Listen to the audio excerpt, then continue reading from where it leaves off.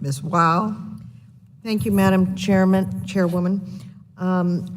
I am proud to be a co-sponsor of the PRO Act, and I thank you, Madam Chairwoman, for holding this subcommittee hearing.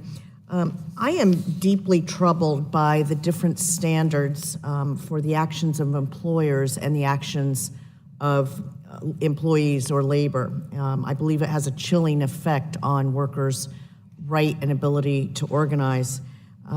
Mr. Trumka, I'd like to address the mandatory captive audience meetings that are held.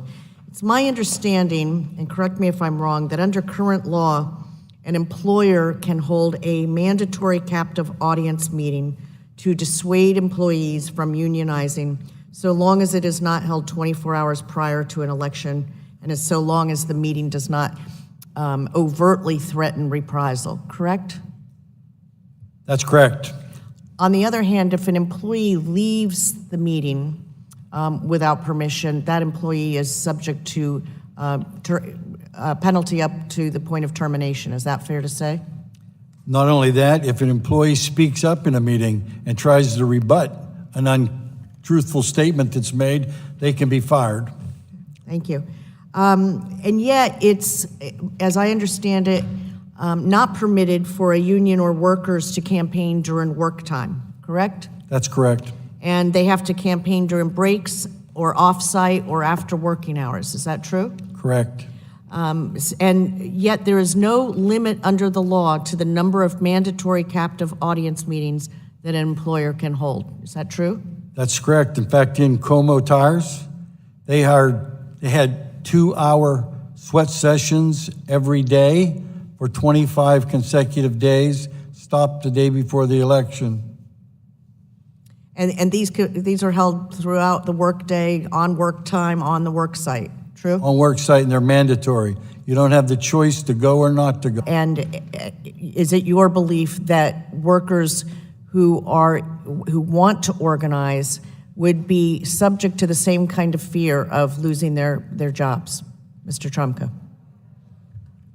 Would you repeat that, ma'am? Yeah, my question is whether these policies that we've just talked about are lead employees potentially to believe that they will be terminated if they try to organize. Absolutely. They're threatened with it, and not only that, they actually fire people.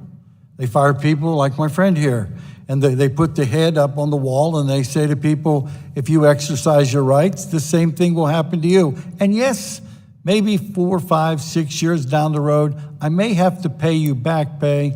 I get to deduct everything in the process of all the expenses, and I get to deduct from any back pay I may owe you any earnings you may have in the interim. So it becomes virtually a cost of doing business, and these things occur in more and more and more frequency these days. Captive audience meetings are held in over 90% of organizing drives right now, and the number is growing. Before long, it'll be 100%. Not only is it a cost of doing business, but in fact, it's often economically more beneficial to the employer to do exactly that. Isn't that true? Absolutely. Okay. I have a question for any of you, but let me address it to Mr. Pierce.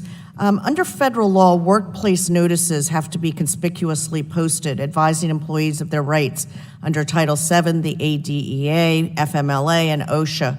Why is it that there are no mandatory workplace notices advising employees of their rights under the NLRA? Because I'm sorry, because it's not specifically set forth in the statute. As I said in my opening statement, this is a car with 3 wheels with an underpowered engine. This is an act that is not self-enforcing. We have to wait for complaints from individuals if it's subjected to unfair labor practices. Clearly, we're not going to get those complaints if those individuals don't know their rights. Thank you, Mr. Pierce. Madam Chairwoman, I ask recognition and unanimous consent to introduce into the record a letter dated May 8, 2019 from the International Brotherhood of Teamsters. So ordered. Thank you. I yield back.